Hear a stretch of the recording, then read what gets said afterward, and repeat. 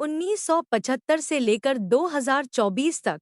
जानिए कब कब किया सेना ने तख्तापलट, क्या रही बांग्लादेश में इसकी भूमिका। 1970 में पाकिस्तान, तत्कालीन पूर्वी और पश्चिमी पाकिस्तान के आम चुनावों में मुजीबुर रहमान की अवामी लीग ने पूर्वी पाकिस्तान में 162 में से 160 सीटें जीतकर पूर्ण बहुमत दर्ज किया और जुल्फिकार अली भुट्टो की पीपीपी ने पश्चिमी पाकिस्तान में 138 में से 81 सीटें जीतीं। अवामी लीग की जीत के बावजूद पाकिस्तान सेना प्रमुख जनरल याह्या खान, जो उस समय मार्शल लॉ के माध्यम से देश पर शासन कर रहे थे, ने मुजीबुर रहमान को सत्ता सौंपने से इनकार कर दिया।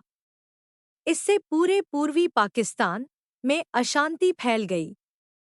यहाँ पर पहले से ही उर्दू थोपने के खिलाफ एक आंदोलन पहले से ही चल रहा था, जिसे जहाँ बंगाली सांस्कृतिक राष्ट्रवाद से संचालित किया जा रहा था। इंडियन एक्सप्रेस की रिपोर्ट के मुताबिक 7 मार्च 1971 को मुजीब ने पूर्वी पाकिस्तान के लोगों से अपील की कि वे बांग्लादेश की आज़ादी के लिए व्यापक संघर्ष के लिए खुद को तैयार कर लें। जवाब में पाकिस्तानी सेना ने अपना कुख्यात ऑपरेशन सर्चलाइट शुरू किया और विरोध प्रदर्शनों को कुचलने के लिए एक सैन्य अभियान चलाया, जिसके कारण बड़े पैमाने पर हत्याएं, अवैध गिरफ्तारियां और बलात्कार और आगजनी आदि हुई। इसके तुरंत बाद पूर्वी पाकिस्तान में बंगाली सैनिकों ने विद्रोह कर दिया, जिससे बांग्लादेश मुक्ति युद्ध छिड़ गया, जिसमें भारत ने हस्तक्षेप किया। इन सैनिकों ने नागरिकों के साथ मिलकर मुक्ति वाहिनी का गठन किया और पाकिस्तानी सेना के खिलाफ गुरिल्ला युद्ध चलाया। एक बार जब बांग्लादेश को आज़ादी मिल गई तो मुक्ति वाहिनी के सदस्य बांग्लादेश सेना का हिस्सा बन गए। हालांकि आज़ादी के बाद कई सालों तक उन बंगाली सैनिकों के साथ भेदभाव हुआ जिन्होंने मुक्ति संग्राम की अगुवाई में पाकिस्तान के खिलाफ विद्रोह नहीं किया था। इस कारण सेना के भीतर तनाव उभरने लगा। 15 अगस्त 1975 को तनाव इतना बढ़ गया कि मुट्ठी भर युवा सैनिकों ने ढाका में उनके अपने घर पर बंगबंधु और उनकी बेटियों शेख हसीना 5 अगस्त की शाम को भारत पहुंची। पूर्व प्रधानमंत्री और शेख रेहाना, जो सोमवार को हसीना के साथ भारत आईं, को छोड़कर उनके पूरे परिवार की हत्या कर दी। यह बांग्लादेश में पहले सैन्य तख्तापलट था जिसका नेतृत्व मेजर सैयद फारूक रहमान, मेजर खांडेकर अब्दुल रशीद और राजनेता खोंडाकर मुश्ताक अहमद ने किया। एक नया शासन स्थापित किया गया। मुश्ताक अहमद राष्ट्रपति बने और मेजर जनरल जियाउर रहमान को नए सेना प्रमुख के रूप में नियुक्त किया गया। हालांकि नए शासक लंबे समय तक सत्ता में नहीं रहे। 3 नवंबर को ब्रिगेडियर खालिद मोशर्रफ, जिन्हें मुजीब के समर्थक के रूप में देखा जाता था, ने एक और तख्तापलट का नेतृत्व किया और खुद को नया सेना प्रमुख नियुक्त किया। मोशर्रफ ने जियाउर रहमान को घर में नजरबंद कर दिया क्योंकि उनका मानना था कि बंगबंधु की हत्या के पीछे जियाउर रहमान का हाथ था। और फिर 7 नवंबर को तीसरा तख्तापलट हुआ। इसे वामपंथी सेना के जवानों ने जातीय समाजतांत्रिक दल के वामपंथी राजनेताओं के सहयोग से शुरू किया था।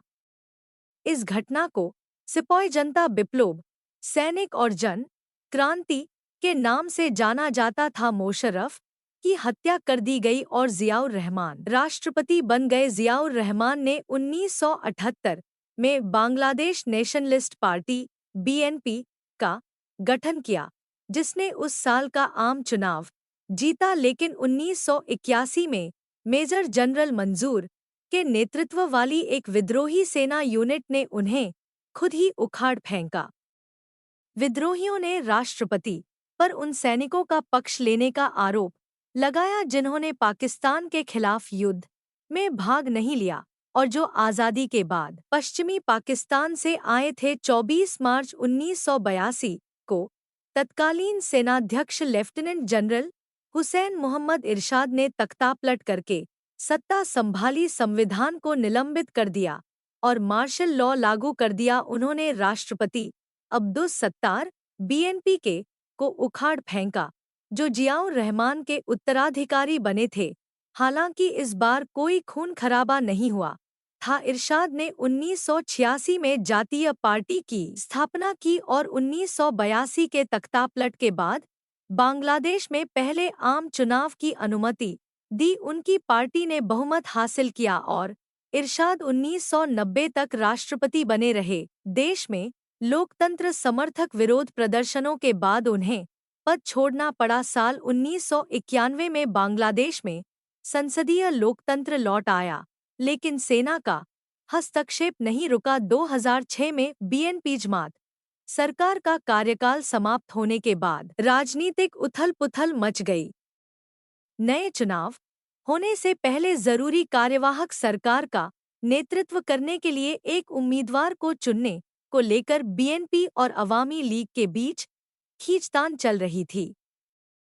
उस साल अक्टूबर में राष्ट्रपति याजुद्दीन अहमद ने खुद को कार्यवाहक सरकार का नेता घोषित किया और घोषणा की कि चुनाव अगले वर्ष जनवरी में होंगे। हालांकि 11 जनवरी 2007 को सेना प्रमुख लेफ्टिनेंट जनरल मोइन अहमद ने एक सैन्य तख्तापलट का नेतृत्व किया, जिससे एक सैन्य समर्थित कार्यवाहक सरकार का गठन हुआ। एक अर्थशास्त्री फखरुद्दीन अहमद को सरकार का प्रमुख नियुक्त किया गया, जबकि राष्ट्रपति याजुद्दीन अहमद को अपना राष्ट्रपति पद बनाए रखने के लिए मजबूर किया गया। मोइन ने सेना प्रमुख के रूप में अपना कार्यकाल 1 साल और कार्यवाहक सरकार का शासन 2 साल के लिए बढ़ा दिया। दिसंबर में राष्ट्रीय चुनाव होने के बाद 2008 में सैन्य शासन समाप्त हो गया और शेख हसीना सत्ता में आईं।